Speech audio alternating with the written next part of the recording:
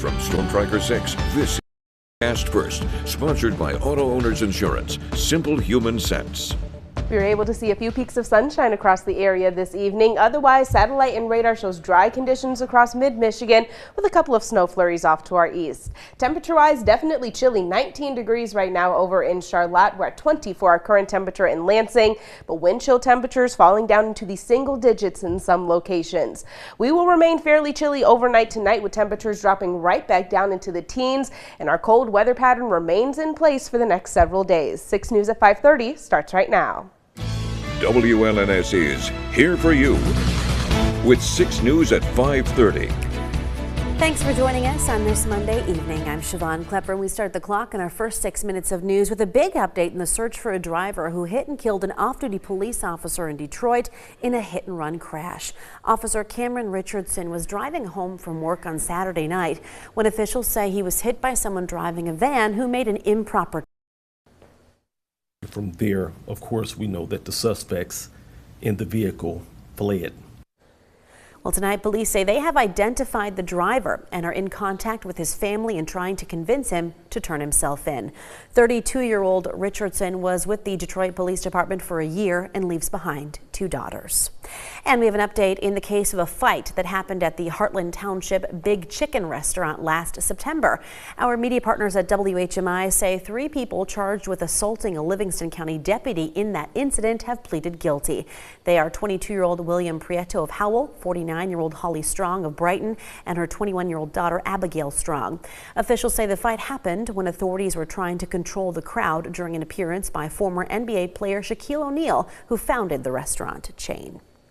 Video released by the FBI shows the perspective of Shamsuddin Jabbar as he scouted the area of New Orleans that he'd eventually target in a deadly attack with a truck. Using mega glasses, Jabbar recorded the streets of the city's French Quarter during 2 visits last year. He was also seen on video placing 2 explosive devices in the area before his attack, but they never detonated. Early New Year's Day, the Texas man rammed a truck bearing an ISIS flag into a crowd, killing 14 people and injuring dozens of others. Then he got out of the truck and shot at police, who fired back and killed him. Well, new tonight, the first U.S. bird flu death has been reported. Louisiana health officials announced today the death of a person who had been hospitalized with severe respiratory symptoms. The person was older than 65, had underlying health problems, and had been in contact with sick and dead birds in a backyard flock. They also said a genetic analysis has suggested the bird flu virus had mutated inside that patient, which could have led to more severe illness. In California, a plane crashed this morning, barely missing a house. Officials say the 2 people on board the plane were not hurt and nobody was inside the home at the time. The small plane is registered to a flight academy, but no cause for this crash has been announced so far. And we are on a roadblock with 3 plows. They got ice and we shut down. This is the moment snowplow drivers in Colorado helped police stop a suspect on an interstate by blocking the road with their trucks. This happened on Thursday when police say they spotted a stolen car and tried to stop the driver. The plow drivers just happened to be out on the road ahead of this chase and simply slowed down a little bit. The driver surrendered and police were able to arrest the 27-year-old suspect. In the nation's capital, President Joe Biden now says he's going to ban new offshore oil and gas drilling in most of America's coastal waters. The president says he's using an existing federal act to protect offshore areas along the east and west coasts, the eastern Gulf of Mexico, and portions of Alaska's northern Bering Sea.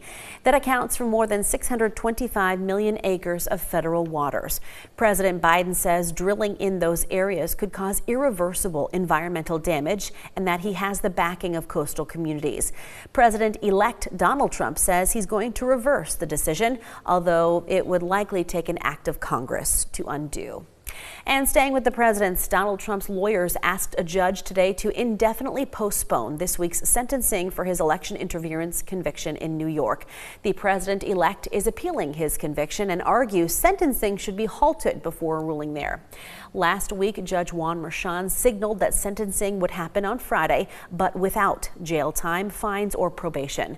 A jury convicted Mr. Trump on 34 counts of falsifying business records when he arranged for hush money payments to an adult film star during his first campaign for president. In global news, South Korea's military says North Korea launched a ballistic missile today that flew more than 1,000 miles before falling into the Sea of Japan. Officials say the launch came from near the North Korean capital and was detected in advance by both the South Korean and American militaries.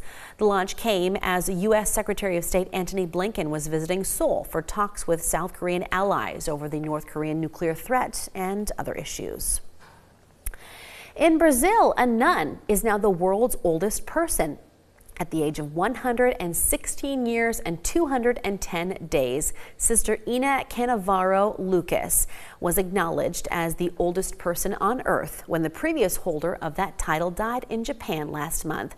Last February, the sister was recognized as the oldest person in Brazil and the oldest nun in the world.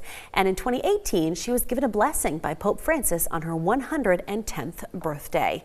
Speaking of the Pope, he named the first woman to lead a major Vatican office today. Sister Simona Brambilla is now in charge of the arm of the Vatican that oversees the world's Catholic religious orders. Pope Francis elevated women to leadership roles throughout his 11-year papacy, most in second-in-command positions at various offices. But this is the first time a woman was given leadership of an entire office in the Holy See.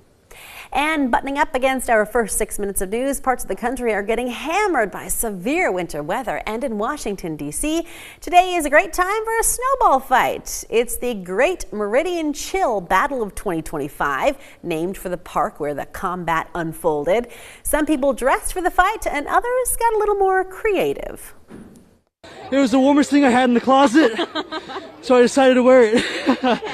And you came prepared, though. I see the goggles, I see a backpack, the hat. The hat, I feel like, do you feel like the hat's kind of cheating as, like, protection? Oh, nonsense, no.